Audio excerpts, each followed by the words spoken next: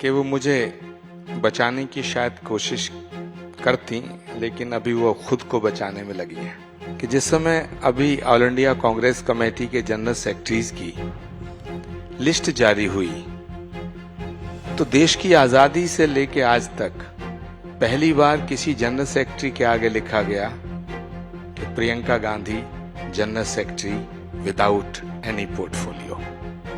इसके आगे और क्या कहा जाए। मैंने कहा था कि अगर राम मंदिर के निमंत्रण को स्वीकार करना गुनाह है, तो फिर मैं इस गुनाह की हर एक सजा भुगतने को तैयार हूं। जो मंदिर की बात करेगा, जो भारत माता की बात करेगा, जो वंदे मातरम की बात करेगा, जो गंगा गाय गायत्री की बात करेगा, वो कुछ इस देश में सेकुलरिज्म के नाम पर जो स्यूडो सेकुलरिज्म है, कुछ इस तरह के लोग हैं जिन्हें ये बात बर्दाश्त नहीं होती।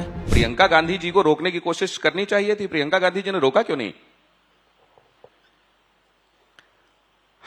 ये थोड़ा सा व्यक्तिगत सवाल है और बड़ा महत्वपूर्ण भी है। बस इस पे मैं इतना ही कहना चाहूंगा कि वो मुझे बचाने की शायद कोशिश करती, लेकिन अभी वो खुद को बचाने में लगी हैं। प्रियंका गांधी को कांग्रेस के भीतर खुद को बचाना पड़ रहा है, ये तो बहुत बड़ा स्टेटमेंट दे रहे हैं आचार्य प्रमोद कृष्णम। एक बार फिर से ध्यान से सुनिए। उन्होंने कहा कि बहुत महत्वपूर्ण सवाल है और बहुत व्यक्तिगत सवाल है, लेकिन मैं इसका जवाब दूंगा। और उन्होंने कहा कि शायद इस समय प्रियंका गांधी कांग्रेस के भीतर खुद को बचाने में, किससे बचाने में लगी हुई? राजनीति में इतना बड़ा ऑपरेशन नहीं करना चाहिए जितना आप करना चाहते हैं। देखिए, मैंने जो कहा, क्यों कहा, कैसे कहा, उसका अर्थ क्या है, ये आप भी समझ गए और शायद यहाँ बैठे सभी लोग समझ जाएंगे, समझ रहे होंगे, और आपके चैनल को जो देखेंगे वो भी समझ जाएंगे।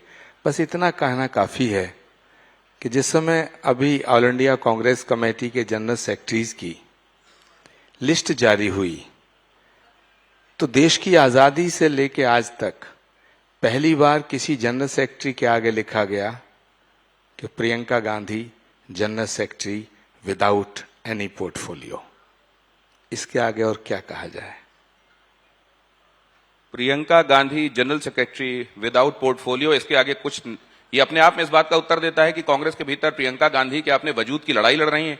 लेकिन अब एक बात और मैं समझना चाहता हूं आचार्य जी, आपने कहा कि आप जितना बड़ा ऑपरेशन करना चाह रहे हैं करना नहीं चाहिए, लेकिन मैंने आपके मुकाबले तो बड़ा छोटा सा ऑपरेशन किया है।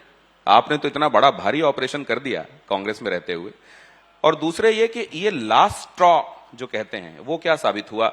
आपका कांग्रेस को नसीहतें देना वक्त वक्त पर, क्योंकि आप आईना दिखाने का काम भी करते रहे, ये आप पे भारी पड़ गया।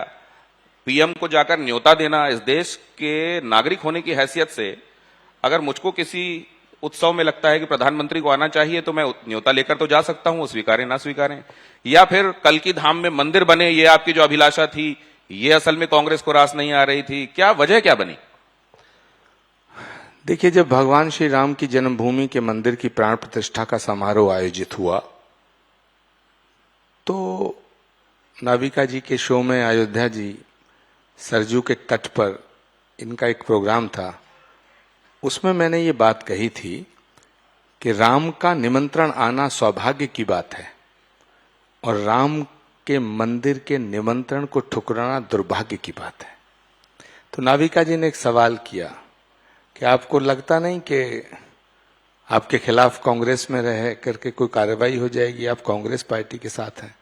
तो मैंने नाविका जी से कहा था, और ये गवाह है इस बात की, मैंने कहा था कि अगर राम मंदिर के निमंत्रण को स्वीकार करना गुनाह है, तो फिर मैं इस गुनाह की हर एक सजा भुगतने को तैयार हूं। और जो सजा मुझे मिली, मैं उसको बड़ा उपकार समझता हूं कांग्रेस पार्टी का। मैं आभारी हूं उन तमाम नेताओं का जिन्होंने मुझे कांग्रेस से निकाला, लेकिन आभारी हूं, शुक्रगुजार हूं इस देश का कि कांग्रेस ने मुझे ठुकराया, मुझे देश ने अपनाया। आपने नाविका जी की बात कही, नाविका जी यहाँ मौजूद हैं और वो राइटिंग ऑन द वॉल कई बार पढ़ लेती हैं, तो मैं ये भी उनसे अगर बात होगी तो समझूंगा कि अब टिकट क्या जल्द ही भारतीय जनता पार्टी की तरफ से आचार्य प्रमोद कृष्णम को मिलने वाला है। लेकिन उससे पहले मैं आपसे ये जानना चाहता हूं कि कल की धाम में मंदिर बने ये अभिलाषा आपकी रही, लेकिन आड़े कौन आता रहा? कल की धाम में मंदिर बने तो ये हर भारतवासी चाहेगा, राम का पुजारी चाहेगा, आड़े कौन आ रहा था? देखिए, सवाल एक कल की धाम का नहीं है, सवाल भारत की संस्कृति और भारत की सभ्यता का है, सवाल सनातन का है। राम भारत की आत्मा है। सनातन के बिना राम, राम के बिना सनातन, और सनातन और राम के बिना भारत की कल्पना नहीं की जा सकती है। तो जो सनातन की बात करेगा, जो राम की बात करेगा, जो मंदिर की बात करेगा, जो भारत माता की बात करेगा, जो वंदे मातरम की बात करेगा, जो गंगा, गाय, गायत्री की बात करेगा, वो कुछ इस देश में सेकुलरिज्म के नाम पर जो स्यूडो सेकुलरिज्म है, कुछ इस तरह के लोग हैं जिन्हें ये बात बर्दाश्त नहीं होती।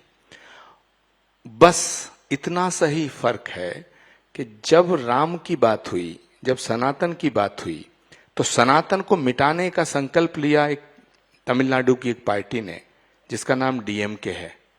तो उन्होंने कहा कि सनातन डेंगू, मलेरिया और कोढ़ है, कुष्ठ है, डीएमके। तो मैंने ये कहा कि भाई तुम्हारी तो पार्टी डेंगू, मलेरिया, कोढ़ है, डीएमके, तुम अपनी पार्टी की परिभाषा कर रहे हो। अब सवाल है कि जो सनातन को मिटाने की बात करें, कांग्रेस पार्टी उसके साथ खड़ी रहे। ये महात्मा गांधी की पार्टी है। महात्मा गांधी की हर सभा की शुरुआत हुआ करती थी, रघुपति राघव राजा राम, पतित पावन सीता राम। तो जो महात्मा गांधी की पार्टी अगर राम के विमुख होगी, राम से विमुख होगी, राम के मंदिर के न्योते को अस्वीकार करेगी, ठुकराएगी, जो राम का न्योता ठुकराएगा उसे भारत स्वीकार कैसे करेगा? यही झगड़ा है। आप निश्चित रूप से अंतर्दृष्टि उन तमाम संतों में आई जाती है जो भगवान की इतने दिनों से पूजा पाठ में लगे होते हैं। ये हिमाचल के संदर्भ में आपकी अंतर्दृष्टि क्या बताती है? क्या हो गया वहां? इफ्तिदाए इश्क है, रोता है क्या, आगे आगे देखिए होता है क्या। क्या होने वाला है ऐसा? उस बड़ा ऑपरेशन होता हुआ देख रहे हैं क्या आप आगे? देखिए, जब कोई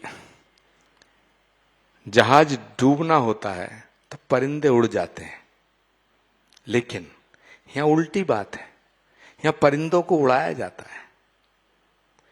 हिमाचल ही नहीं, बहुत जल्दी आप देखेंगे और भी एक दो जगह इस तरह की घटनाएं होंगी जो अनएक्सपेक्टेड होंगी। और उसका कारण क्या है कि देश एक योग्य नेतृत्व चाहता है, देश योग्य शासक चाहता है, और कांग्रेस पार्टी के अंदर योग्यता का, प्रतिभाओं का गला दबाया जाता है। ये एक ऐसा रोग है, ऐसी बीमारी है जिसका परिणाम आपको देखने को मिल रहा है। लेकिन आचार्य जी, आप जब सनातन के संदर्भ में बात कर रहे हैं, कांग्रेस को सही राह में चलने के लिए आपने बातें कही, ये भी आप कह रहे हैं, तो प्रियंका जी को आपने ये सब बातें कही होंगी और प्रियंका जी ने पार्टी के तमाम लोगों को भी बताया होगा। देखिए मेरे भाई, आप ज्यादा प्रियंका गांधी जी पर, राहुल गांधी जी पर जो सवाल पूछ रहे हैं, मैं इतना कहना चाहता हूं, कल तक मैं कांग्रेस के साथ था, आज मैं देश के साथ हूं और देश मोदी के साथ है। तो आप इन अ वे ये कह दे रहे हैं कि आप अब जल्द ही भारतीय जनता पार्टी के पूर्णकालिक सदस्य के तौर पर और उनकी तरफ से कैंडिडेट के तौर पर चुनावों में दिखाई देंगे? नहीं नहीं, ये विषय दूसरा है। मैं कल कहां जाऊंगा, क्या करूंगा, क्या होगा, ये एक अलग विषय है। कल क्या होगा मैं उसके बारे में कुछ नहीं कह सकता, लेकिन हाँ, राजनीति, सियासत संभावनाओं का खेल है। पर मैं जो आज हूं, कांग्रेस ने मुझे निष्कासित कर दिया है, लेकिन मैं आपके साथ बैठा हूं। मैं प्रार्थना करता हूं जिन्होंने मुझे निष्कासित किया है वो कभी अपने चेहरों को आईने के सामने सच्चे दिल से देखें। और मैं कहना चाहूंगा उन लोगों के लिए कि ये जो हालत हुई है कांग्रेस पार्टी की, इसका जिम्मेदार ना आचार्य प्रमोद कृष्णम है, न जितिन प्रसाद हैं, न आरपीएन सिंह हैं, न मिलिंद देवड़ा हैं, जो छोड़कर गए, न गुलाम नबी आजाद हैं, कोई नहीं है। इसके जिम्मेदार वो हैं जिन लोगों के कंधों पे जिम्मेदारी थी, जो फैसला ले रहे थे। लेकिन अफसोस की बात यह है कि तमाम उम्र बस वो एक खता करते रहे, धूल चेहरे पे थी और आईना साफ करते रहे।